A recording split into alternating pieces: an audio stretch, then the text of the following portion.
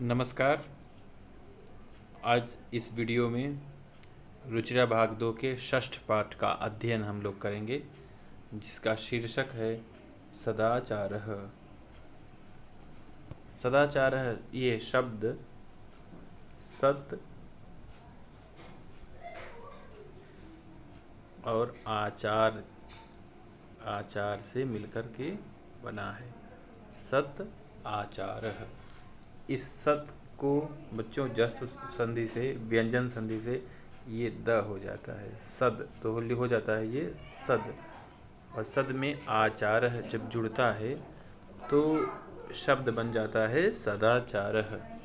सदाचारः शब्द का अर्थ होता है अच्छा आचरण। अच्छा आचरण।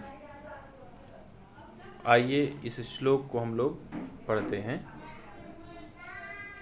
आलस्यम ही मनुष्याणां शरीरस्थो महान् रिपुः नास्त्युद्यम समो बन्धुः कृत्वा यं नावसीदति।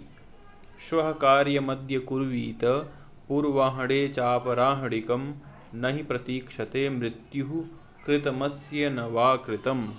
सत्यं ब्रूयात् प्रियं ब्रूयात् न ब्रूयात् सत्यमप्रियं प्रियं च नानृतं ब्रूयात् एष धर्मः सनातनः।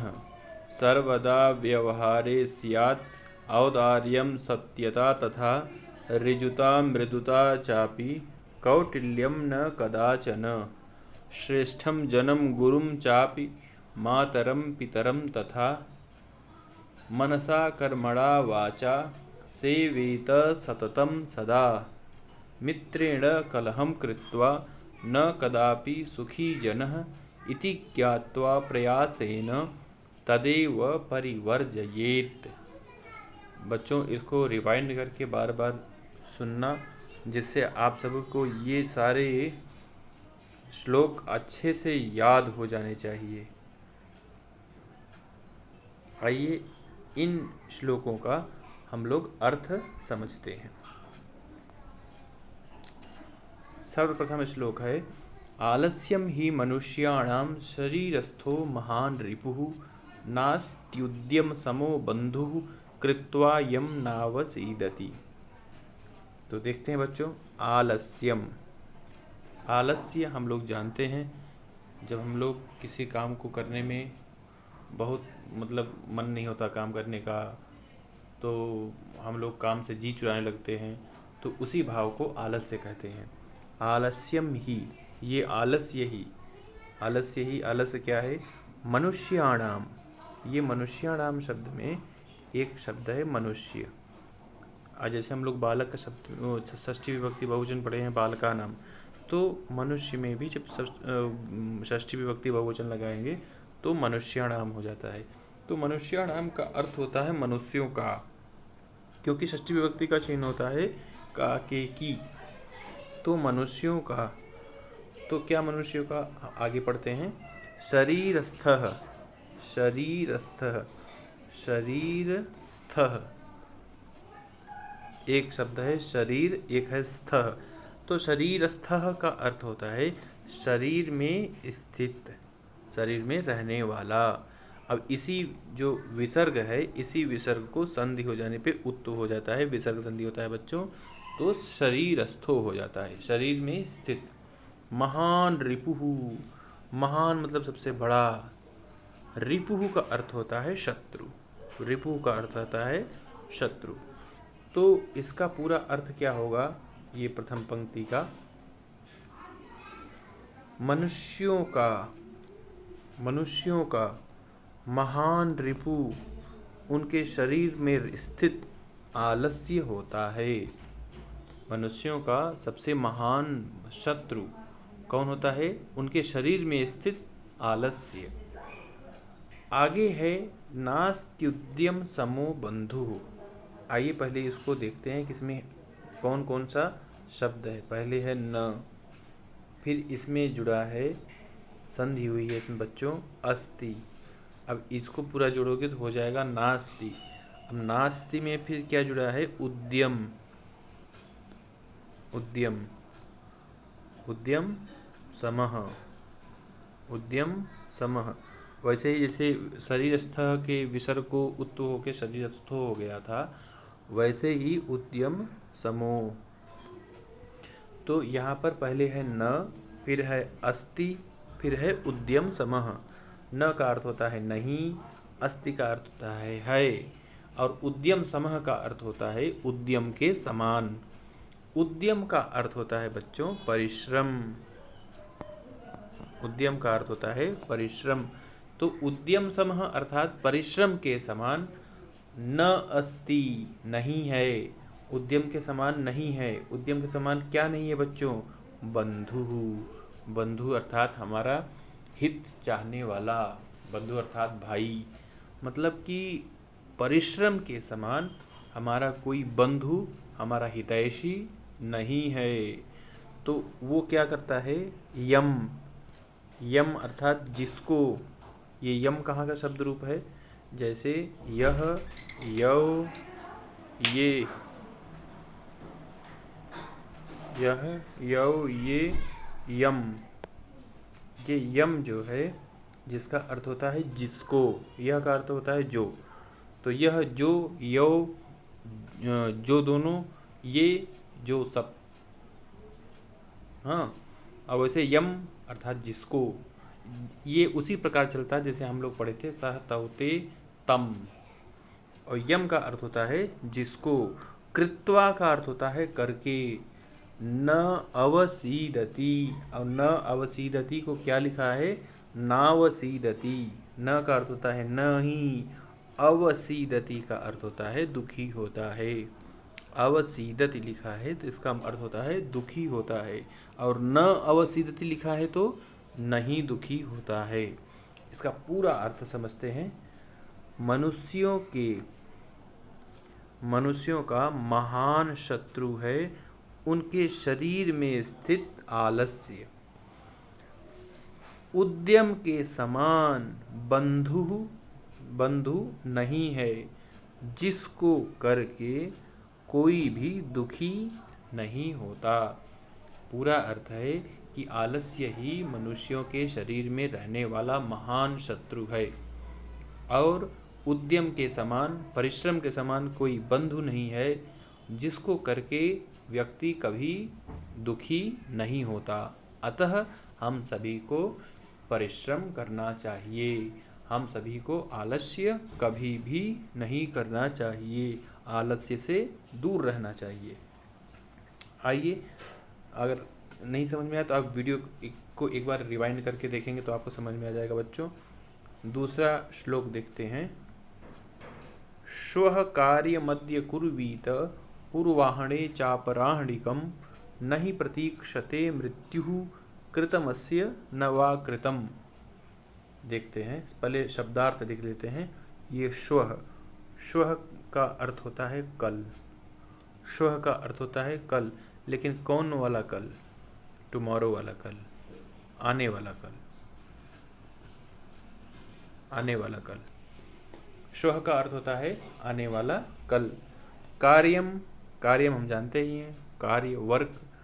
कार्यमद्य, इसमें दो शब्द है, एक है कार्यम और फिर एक है अद्य। अद्य का अर्थ होता है आज। अद्य का अर्थ होता है आज। कार्यम का अर्थ होता है वर्क, हम लोग जानते हैं। तो पूरा अर्थ क्या हो गया? कार्यम अद्य, आज कार्य। श्वः मतलब कल। कुर्वीत,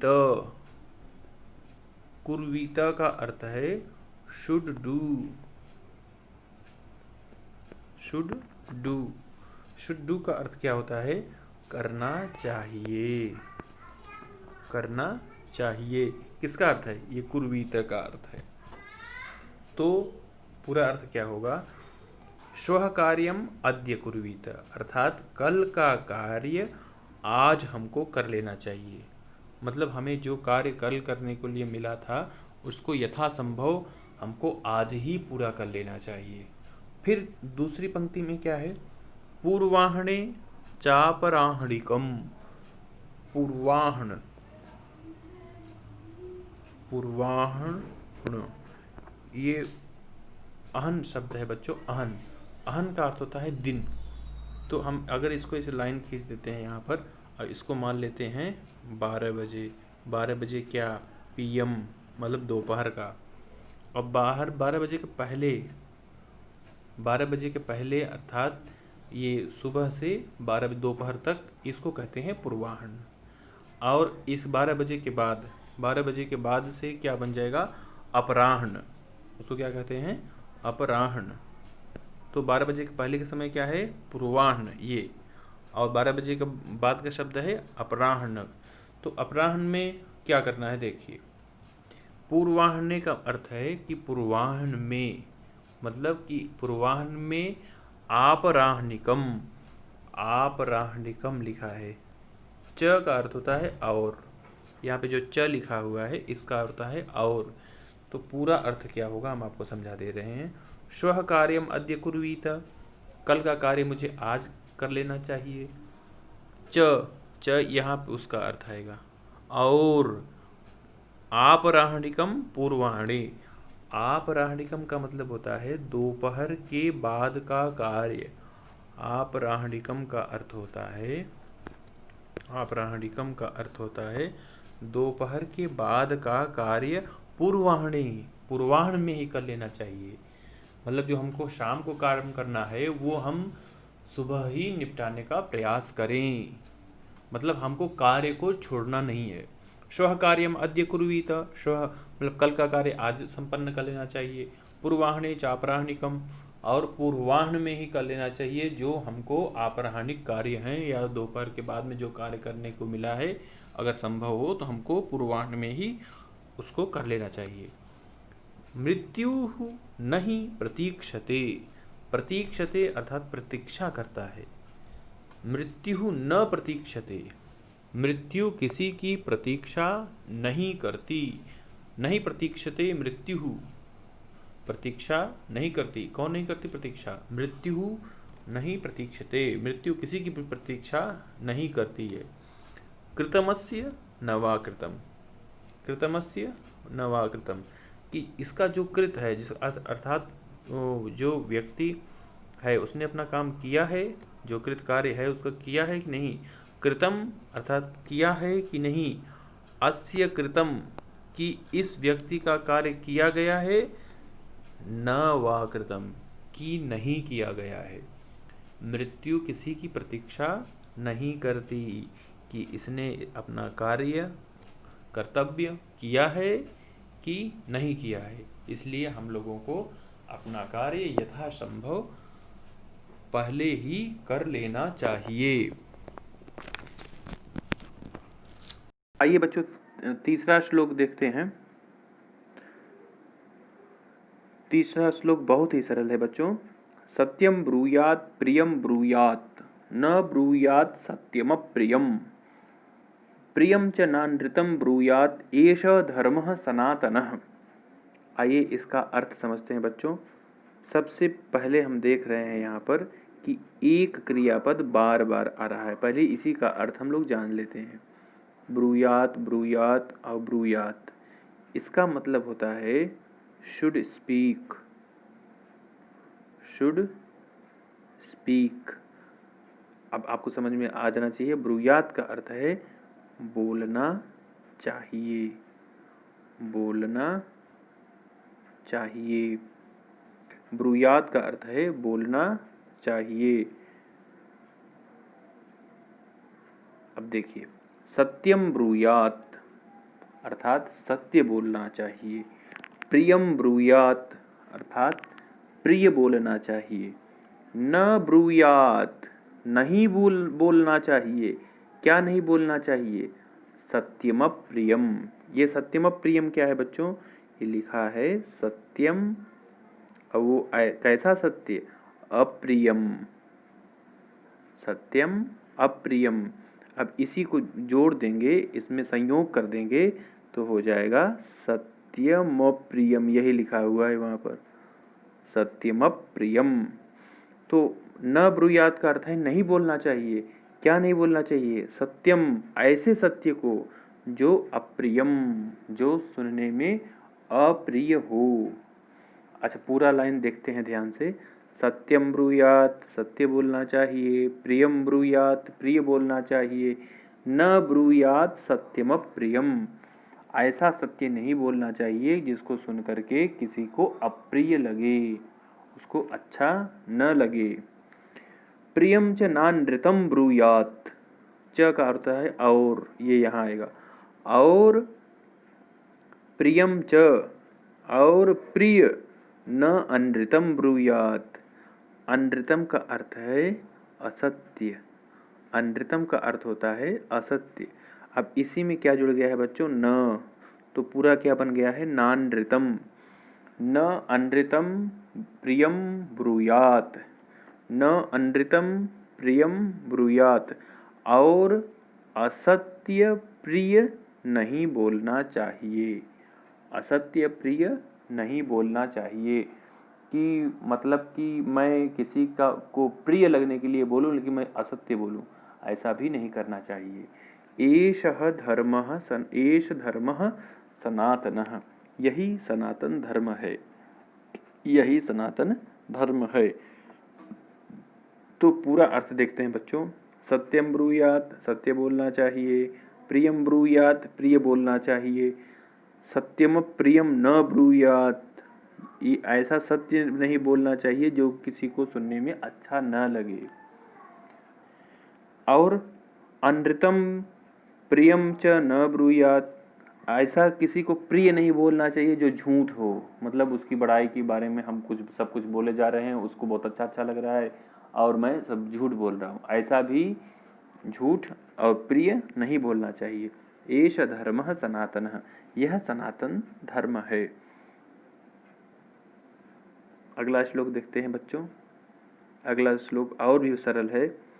सर्वदा व्यवहारे स्यात् औदार्यं सत्यता तथा ऋजुता मृदुता चापि कौटिल्यं न कदाचन। सर्वदा व्यवहारे स्यात् औदार्यं सत्यता तथा ऋजुता मृदुता चापि कौटिल्यं न कदाचन। आइए इसका अर्थ समझते हैं। सर्वदा का अर्थ होता है हमेशा, सर्वदा का अर्थ होता है हमेशा, ऑलवेज। व्यवहार, व्यवहार मतलब हमारा बिहेवियर। व्यवहारे का अर्थ होता है इन द बिहेवियर, मतलब हमारे व्यवहार में, इसमें सप्तमी विभक्ति एक वचन लगा हुआ, जैसे बालक में बालके।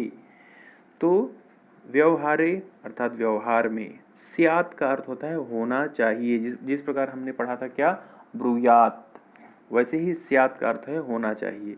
सर्वदा व्यवहारे स्यात्, तुम्हारे व्यवहार में या हमारे व्यवहार में होना चाहिए। क्या होना चाहिए, औदार्यम सत्यता ऋजुता मृदुता, ये चार चीज़ें होनी चाहिए। ये चार चीज़ें हमारे व्यवहार में तो होनी ही चाहिए।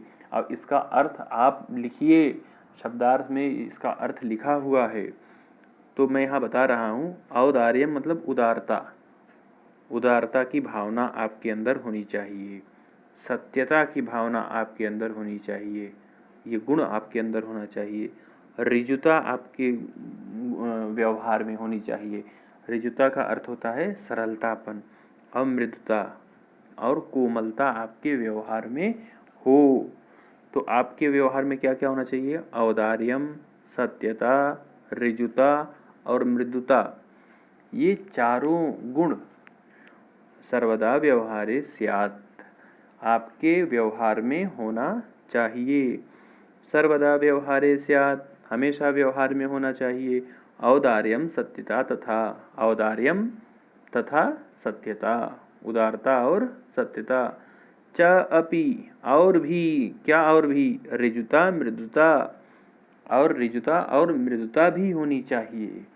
तो क्या नहीं होना चाहिए बच्चों, ये अंतिम पंक्ति में लिखा हुआ है।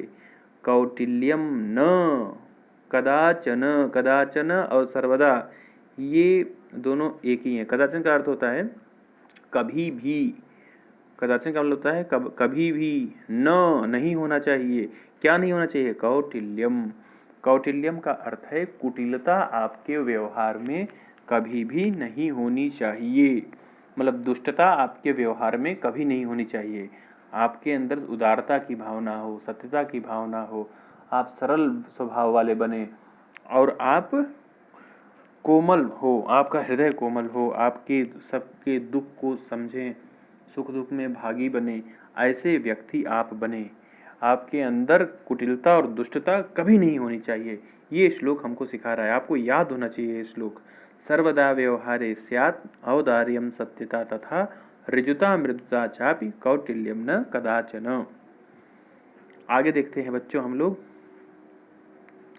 श्रेष्ठम जनम गुरुम चापि मातरम पितरम तथा मनसा कर्मणा वाचा सेवेत सततम सदा। एक बार फिर से पढ़ते हैं।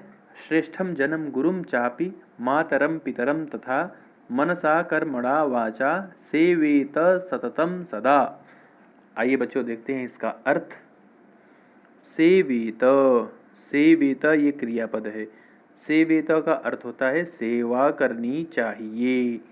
सेवेत का अर्थ होता है सेवा करनी चाहिए।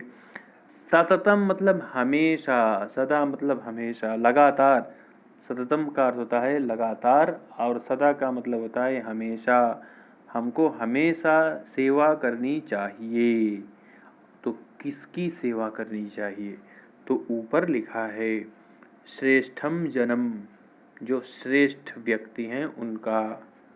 गुरुम च अपि, च अपि मतलब और भी, च अपि, तो इसी को संधि होता था तो चापि बनता है ये। तो च अपि श्रेष्ठ जन और गुरु, तो और कौन बच गया है? मातरम मतलब माता को, और पितरम और पिता को। तो श्रेष्ठ जन, गुरु, माता और पिता, इनकी हरदम क्या करनी चाहिए? हमको सेवा करनी चाहिए। कैसे करनी चाहिए? मनसा, कर्मणा और वाचा, इन तीनों में तृतीया विभक्ति एक वचन है बच्चों, जिसका अर्थ होता है जिसकी तृतीय विभक्ति का चिन्ह तृतीय विभक्ति में होता है करण कारक और उसका चिन्ह होता है से या द्वारा, से या द्वारा। तो मनसा का अर्थ हो जाएगा मन से, कर्मणा का अर्थ हो जाएगा कर्म से और वाचा का अर्थ हो जाएगा वचन से।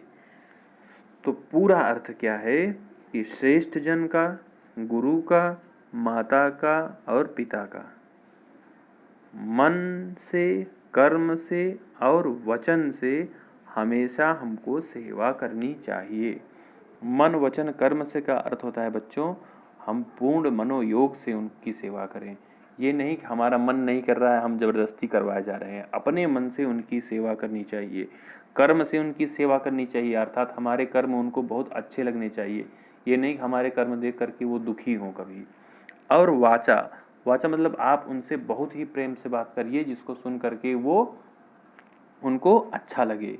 हम लोग पढ़े थे पिछले साल, प्रिय वाक्य प्रदानेन सर्वे तुष्यन्ति जन्तवः तस्मात् प्रियम ही वक्तव्यम वचने का दरिद्रता।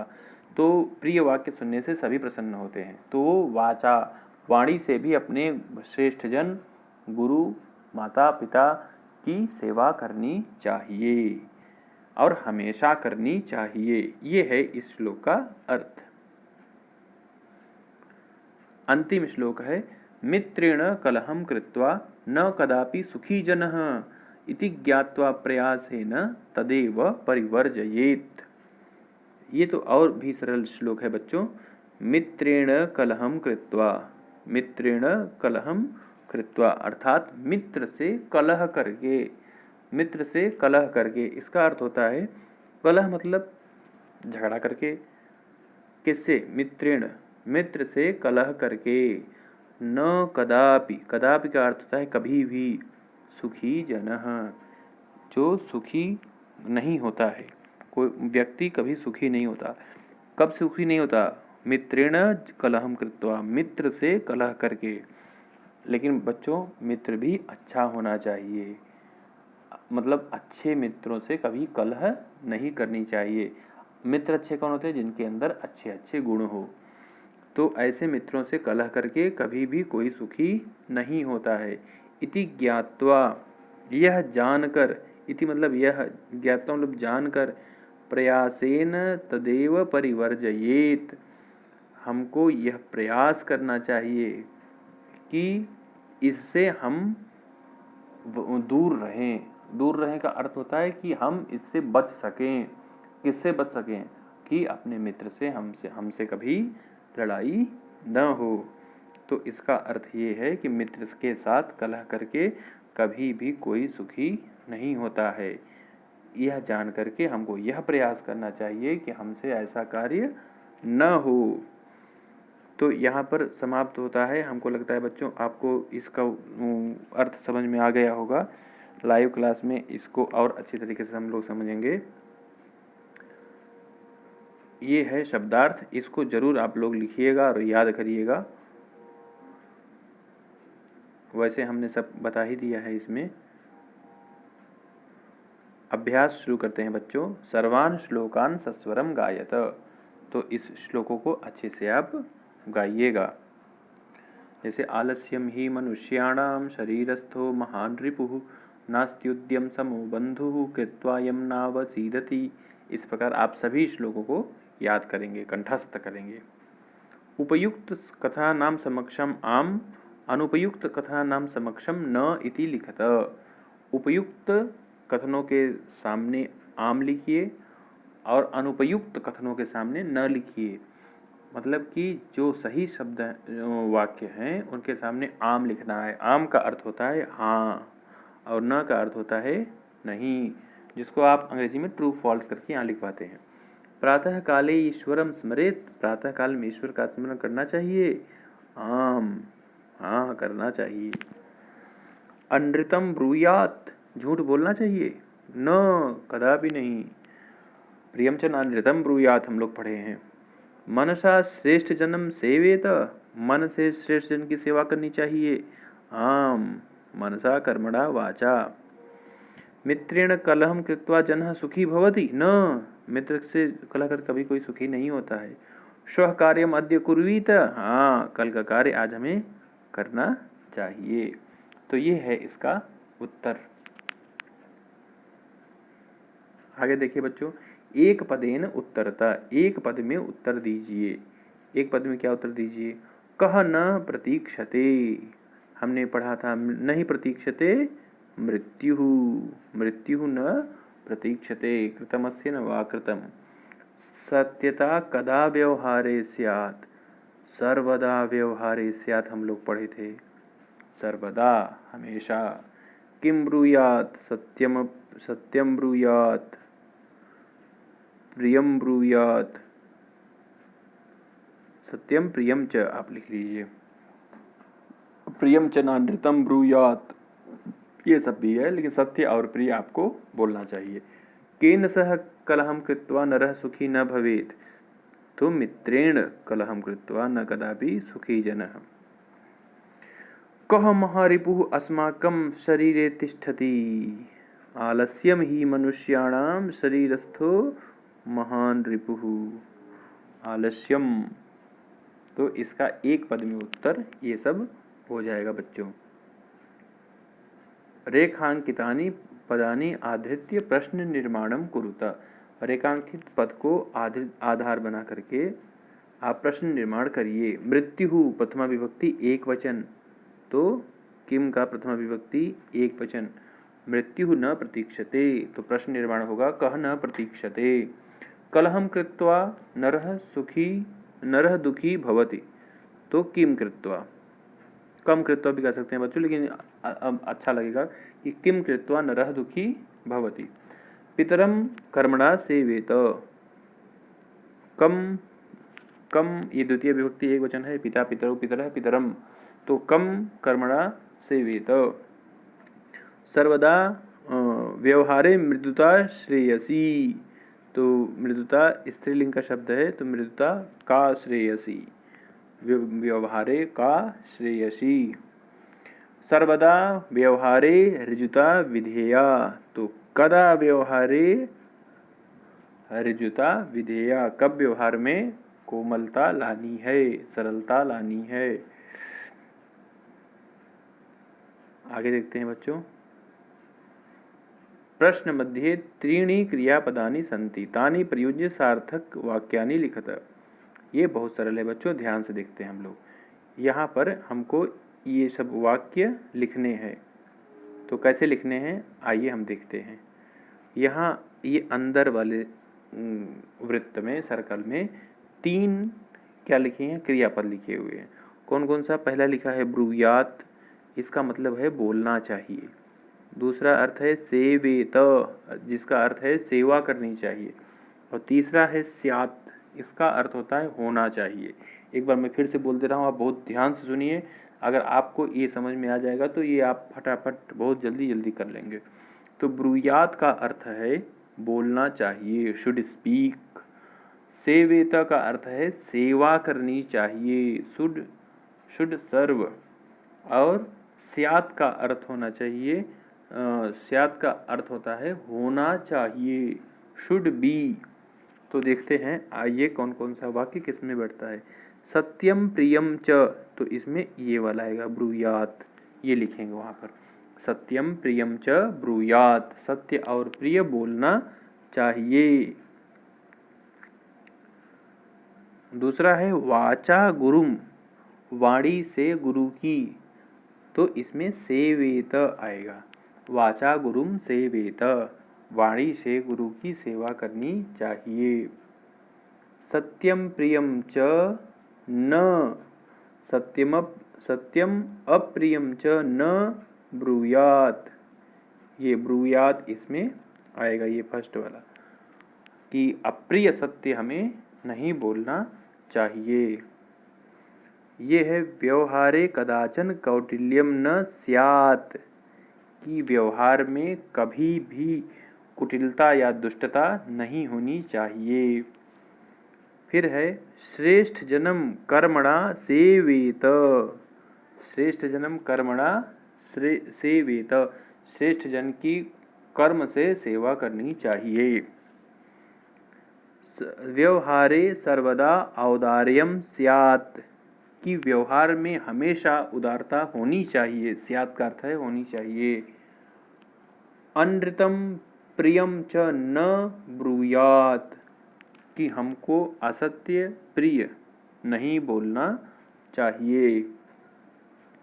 मनसा मातरम पितरम च सेवेत, कि मन से हमको माता पिता की सेवा करनी चाहिए।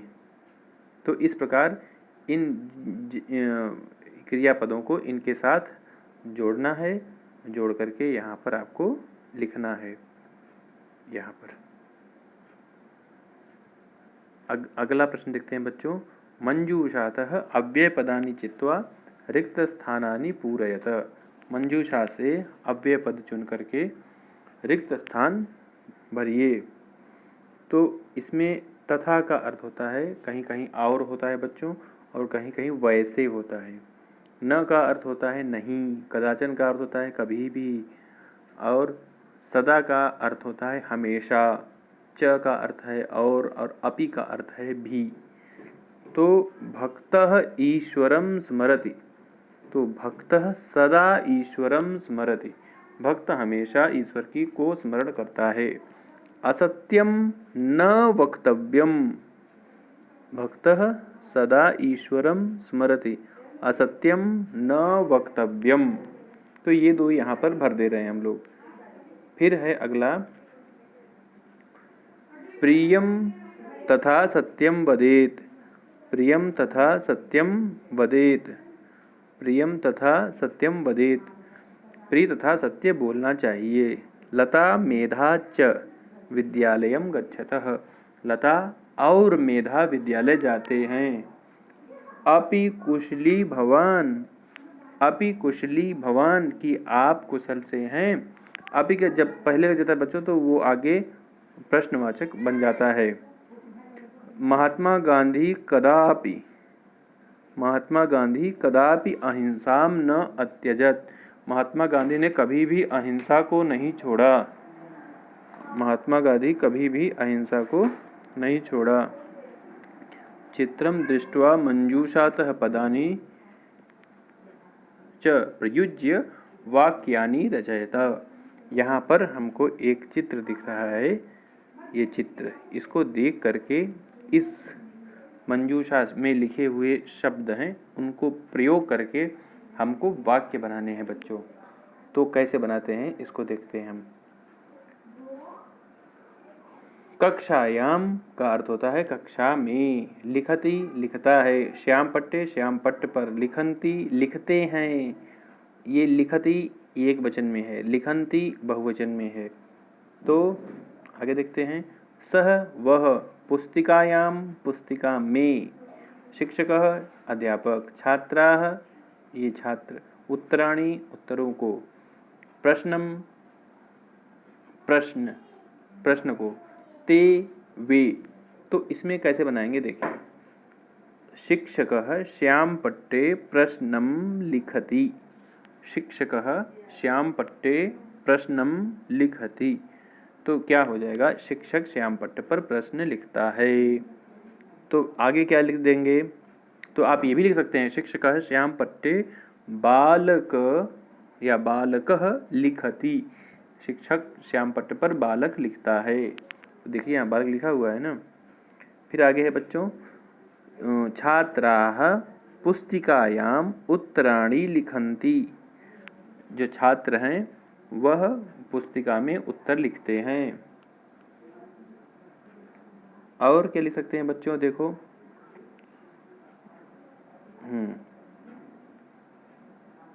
ते मतलब ये बच्चे, ते प्रश्नम पृच्छन्ति, ते प्रश्नम पृच्छन्ति, पृच्छन्ति यहाँ पे नहीं लिखा है, आप अपने मन से भी जोड़ सकते हैं बच्चों, ते प्रश्नम पृच्छन्ति। और क्या लिख सकते हैं, सह बालकः सह शिक्षकः श्याम पट्टे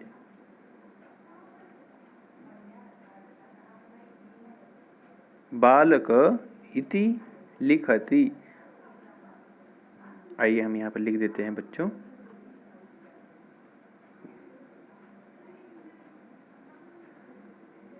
शिक्षकः प्रश्नम लिखति। जो मैं लिख रहा हूँ बच्चों वही पर नहीं हो सकता, बहुत सारे इसमें वाक्य बनाए जा सकते हैं। छात्राः उत्तराणि लिखन्ति, छात्राः उत्तराणि लिखन्ति।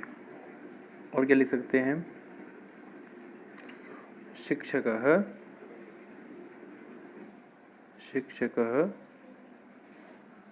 प्रश्नम पृच्छति। तो आगे भी बहुत सारा बना सकते हैं, छात्राः उत्तराणि